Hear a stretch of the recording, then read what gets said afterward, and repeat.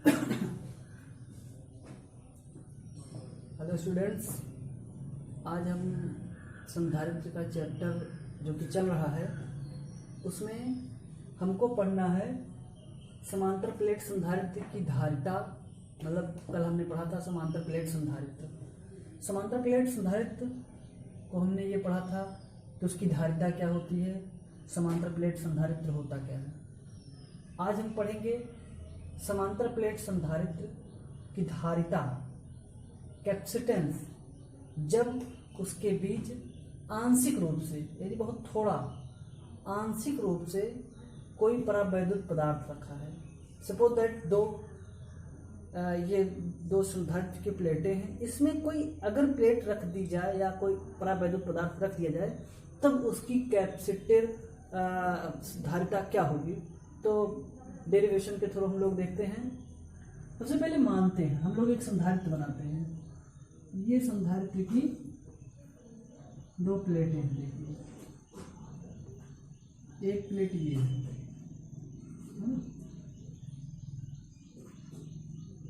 ये संधारित्र की दो प्लेटें हैं। अब इसको शार्ट रूप में ऐसा ही बनाया जाएगा।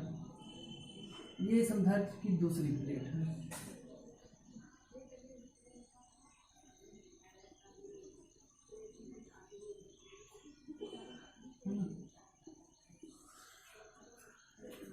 ये संधारित्र की दोनों प्लेटें हैं।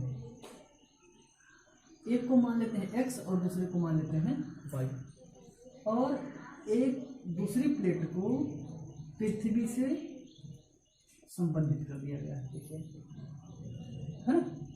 दूसरी प्लेट को और इसके बीच में कोई एक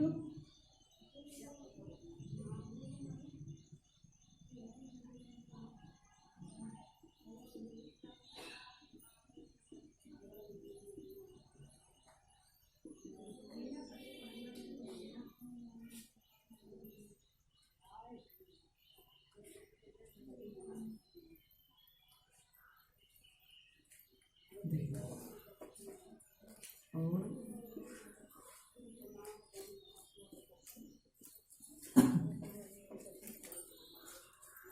हमको ज्ञात करना है, इसमें हमने रख दिया है। तो इसके लिए देखिए हम लोग डेरिवेशन कैसे करते हैं। हम मानते हैं कि माना एक संधारित्र है जिसकी प्लेटों का क्षेत्रफल a है। दोनों प्लेटों का क्षेत्रफल सेम रहेगा परिमाण में। माना एक संधारित्र है जिसकी प्लेटों का क्षेत्रफल a है और प्लेटों के बीच की दूरी d है। इसे इन प्लेटों के बीच में एक t मोटाई का के परावैद्युतांक का कोई परावैद्युत पदार्थ जैसे कांच की प्लेट रखी गई है। उस कांच की प्लेट की मोटाई t है ना। उस कांच के प्लेट की मोटाई t है, इतना हम मान लेते हैं। तो देखिएगा इसमें दो इलेक्ट्रिक फील्ड उत्पन्न होंगे, है ना। इसमें दो इलेक्ट्रिक फील्ड उत्पन्न होंगे। एक तो इसमें t मोटाई के परावैद्युत पदार्थ में, और दूसरा यहाँ वायु है तो वायु अथवा निर्वात में, है ना। तो यहाँ पर वायु में दो इलेक्ट्रिक फील्ड उत्पन्न होंगे। बात समझ रहे हैं? अच्छा, इसकी मोटाई t है, लेकिन वायु में दूरी क्या है, वायु की डिस्टेंस क्या है दोनों प्लेटों के बीच की दूरी। तो d में से t घटा देंगे, जो बचेगा वही वायु में डिस्टेंस है। तो वायु में दूरी प्लेटों के बीच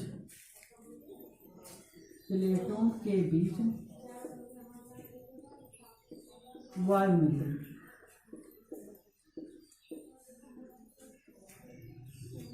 d माइनस t होगी, है ना। कितना होगी? d माइनस t होगी, ये होगी। अच्छा, अब हम निकालेंगे कि वायु में वैद्युत क्षेत्र क्या है, क्योंकि अगर हम इसको प्लस की वापस देंगे तो इस पर माइनस क्यू आवेश उत्पन्न होगा क्योंकि पृथ्वी से संबंधित है, तो इसके बीच जान लीजिए फील्ड जनरेट होगा क्योंकि कैपेसिटर का काम ही वही है। तो देखिएगा वायु में प्लेटों के बीच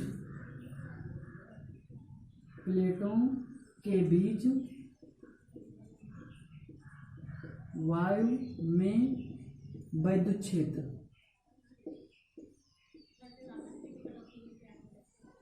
E0 बराबर निकाल लेते हैं, है ना, होता है Q/ε0 A। इसके प्रीवियस वाले वीडियो में मैंने बताया है E0 = Q/ε0 A, है ना। तथा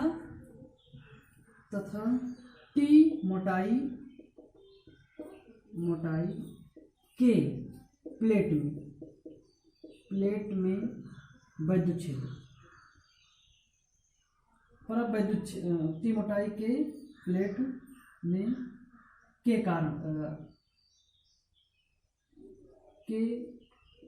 कारण वैद्युत क्षेत्र कितना हो जाएगा? E बराबर Q/K/ε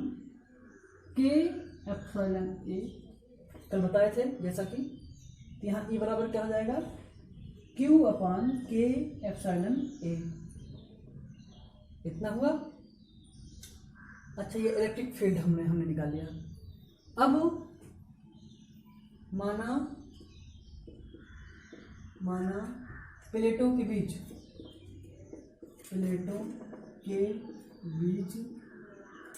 वैद्युत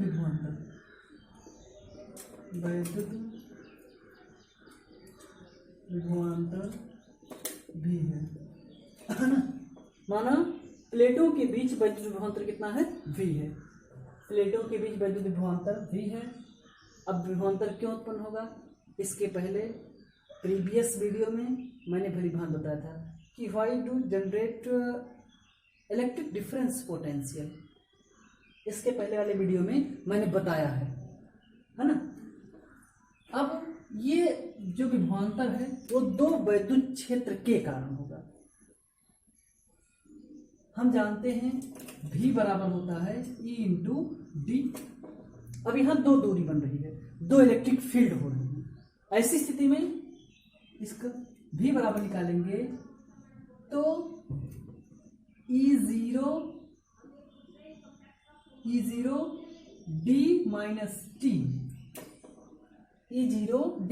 T और plus ET। T what is the distance of परावैद्युत, है ना। देखिएगा V बराबर हो जाएगा E0 की वैल्यू रखिए Q/Q/ε0 A D - T plus E की वैल्यू Q/K/ε0 A × T।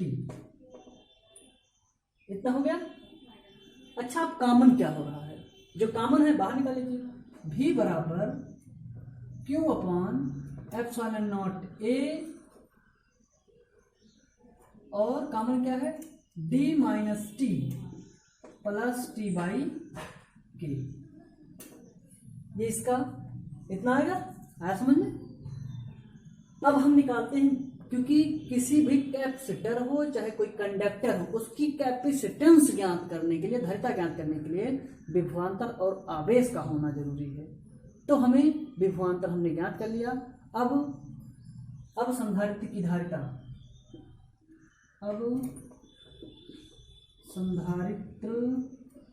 धारिता, C बराबर Q/V। तो C बराबर हो जाएगा, Q की वैल्यू कितनी है, V की वैल्यू कितनी है? Q/Q/ε0 A, ये बड़े ब्रैकेट में आ जाएगा, D - T plus T/K। Okay, Q से Q कैंसिल, ये ऊपर चला जाएगा, तो C बराबर आ जाएगा ε0 A बटे D minus T plus T by के।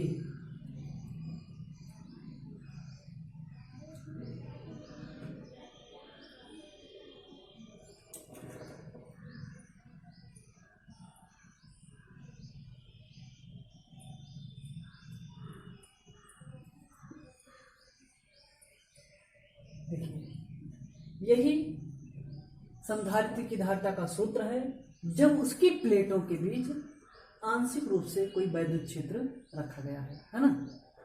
अब देखिए ये इस तरीके से इसका डेरिवेशन है।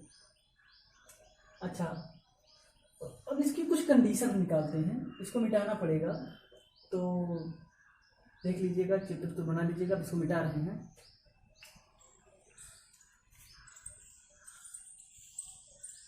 मिटा रहे हैं इसको।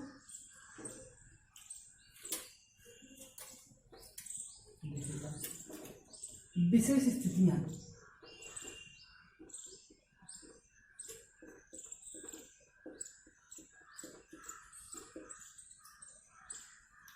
पहली कंडीशन क्या है? पहली कंडीशन ये है कि अगर हम दोनों प्लेटों के बीच टोटल एक ही प्लेट रखें और वो पूरा परावैद्युत पदार्थ भरा हो, है ना। यदि दोनों प्लेटों के बीच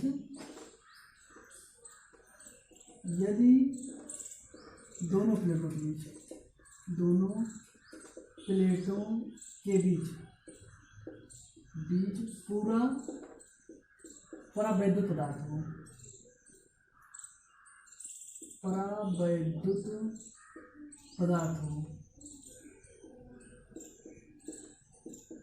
अगर पूरा परावैद्युत पदार्थ रहेगा तो D बराबर किसके हो जाएगा? T के, है ना।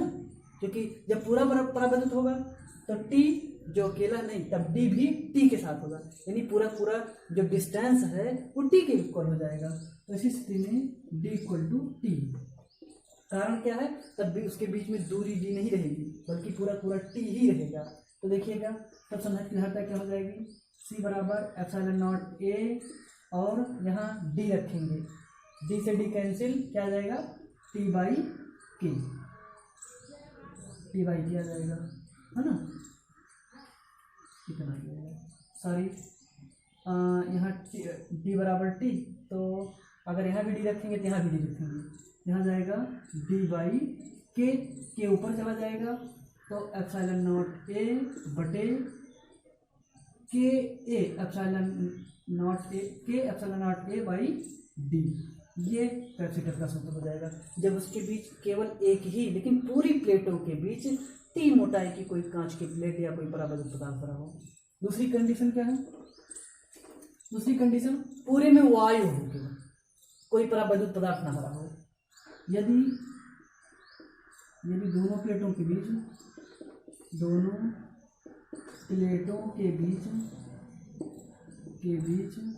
केवल वायु हो, जब केवल वायु रहेगा तो T बराबर 0। कारण क्या है? जब पूरा वायु रहेगा तो T रहेगा ही नहीं। जब T बराबर 0 तो यहाँ कितना हो जाएगा? T बराबर 0, तो ये 0 बाई समथिंग 0, ये भी 0, ये भी 0, तो बचेगा क्या? C इक्वल टू, देखिएगा ध्यान से, यही बचेगा, ये 0 हो जाएगा और ये भी 0 हो जाएगा, पूरी वैल्यू 0 हो जाएगी। क्यों नहीं बचेगा? तो बचेगा epsilon not A upon D, है ना। अब तीसरी कंडीशन क्या है? तीसरी कंडीशन ये है कि अगर दोनों प्लेटों के बीच भिन्न भिन्न मोटाइयों की, माना प्लेटों के बीच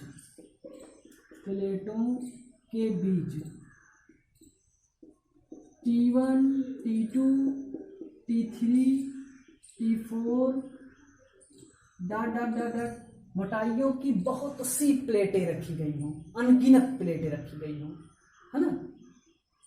अनगिनत प्लेटें रखी गई हों जिनके परावैद्युतांक K1, K2, K3 हो, है ना, जिनके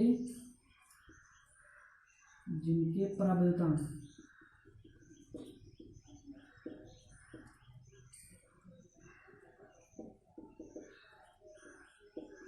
K1 K2 K3 है ना। तो ऐसी स्थिति में देखिए क्या होगा, ये देखिएगा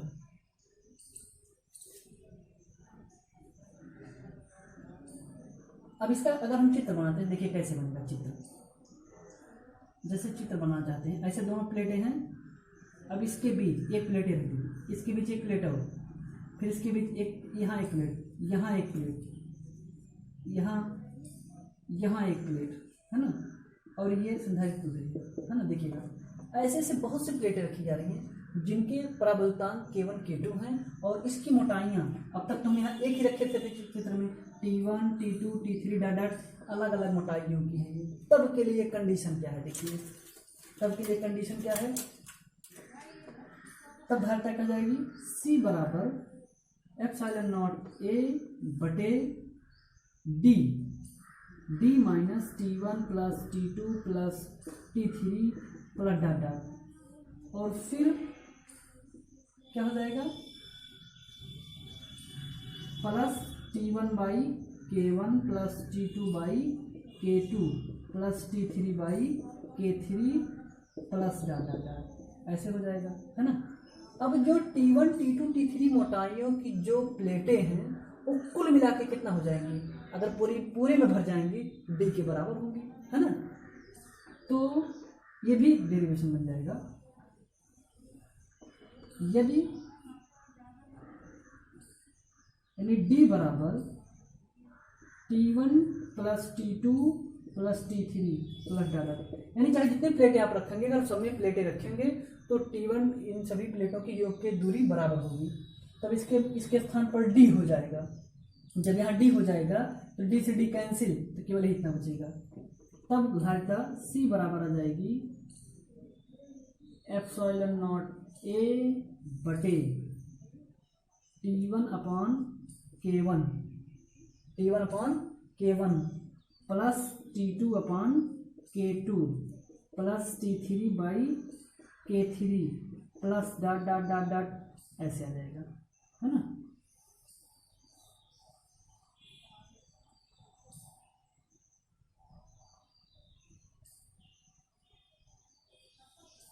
यही है समांतर प्लेट संधारित्र की धारिता का सूत्र।